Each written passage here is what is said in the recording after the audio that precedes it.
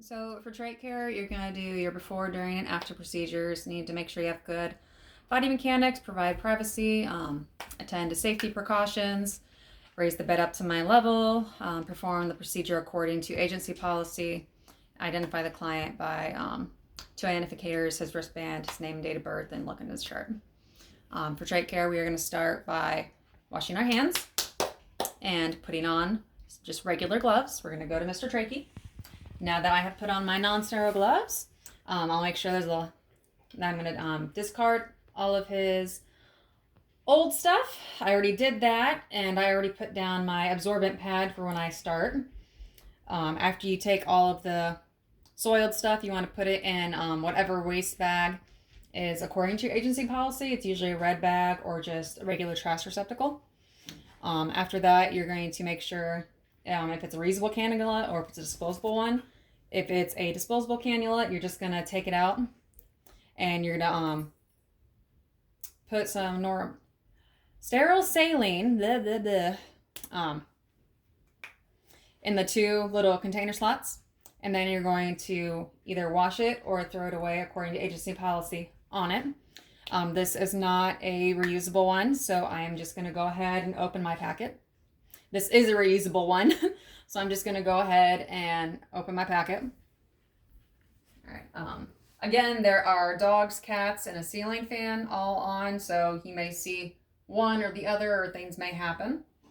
This would not have already been opened like it is. It would be right here, and you would open it away from you.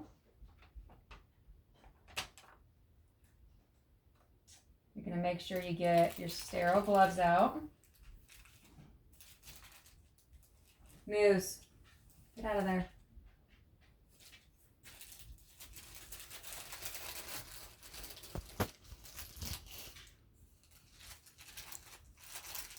If they hadn't fallen open, they'd be closed like this. Then you'd open it away from you, open it towards you, but they did fall open earlier, so.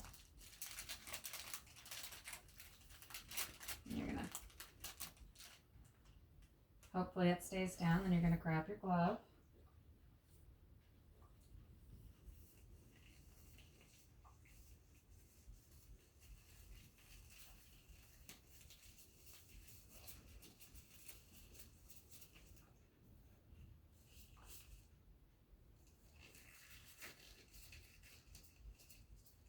New technique.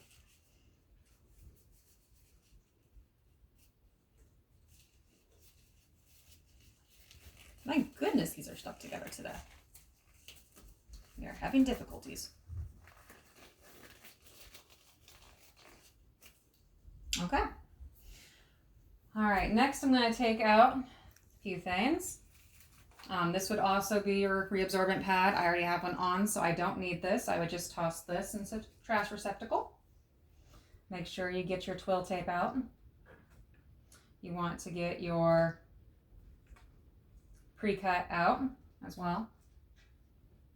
You want to make sure that you get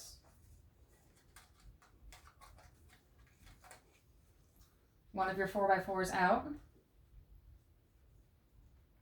And you want to get your pipe cleaners out as well. You're going to keep one 4x4 in.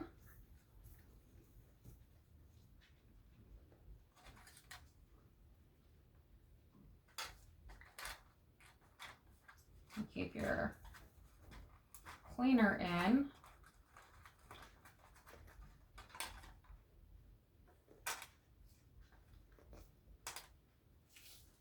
Okay.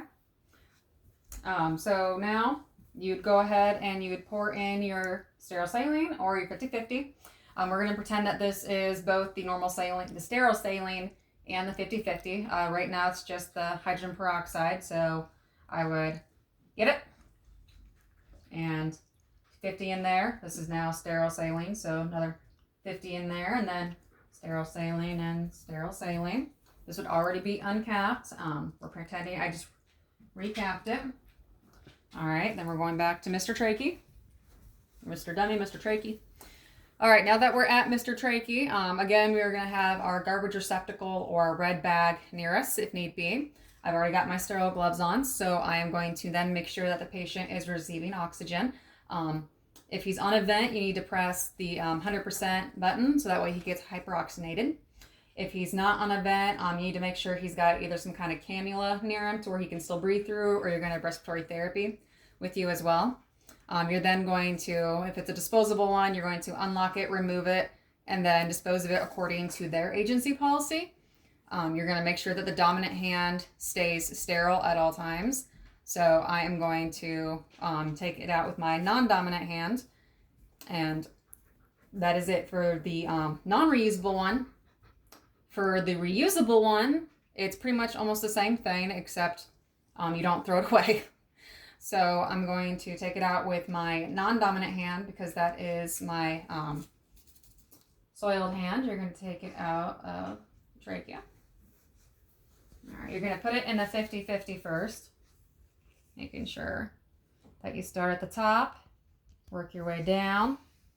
You get inside real good as well. All right, then you're going to throw it away. All right. Then you're going to get your pipe cleaner. And you're going to dry it from the top, making sure to go down it. Making sure you get inside of it as well. Okay. Then you're going to tap it against the side to make sure that you don't, you get any extra water off of it that you can. All right, and then you're going to replace it. So when you replace it, you want to make sure you go along the curvature of the trachea. So there's a slight curve right here, so we're going to go in like that. All right. At this point in time, if there is a passy valve, I am going to put it in warm tap water with some mild soap. Give it a little slight swish. Then you're going to rinse it off with warm water, and then you're going to make sure that you do not use hot water, bleach, alcohol, or Q-tips on it. You're also going to shake the passy valve so that way you can remove any of the excess water from it. At this point in time, we're going to clean under the faceplates around the stoma. So you're going to make sure that you actually get your Q-tips first, that they are in the saline, not the hydrogen peroxide. And you're going to use your gauze pad as well at this point after you use your Q-tips. So I'm going to get one of my Q-tips. I'm going to start kind of like the bullseye. You start at the middle and then you work your way out. And you toss it. Yeah. Repeat it. Starting where you left off. Then you want to take your gauze pad, make sure there's no excess water on it. And again, you're going to start from the bullseye, work your way out. Bless you. Then you're going to make sure that you get a dry one, and you're going to blot dry it out. Sorry about the dog. All right. Then at this point, you're going to remove the old trach ties. If they're Velcro, you would just hold it, remove one, put the new Velcro one on, and then loop it around, unhook the old one, and then hook on the new one. Since we do not have that, we have the twill tape. I would either have a nurse or a CNA with me or some kind of assistant. They'd hold one side while I did it. I do not have an assistant, so we're going to pretend like I do. I have my twill tape. So with one side,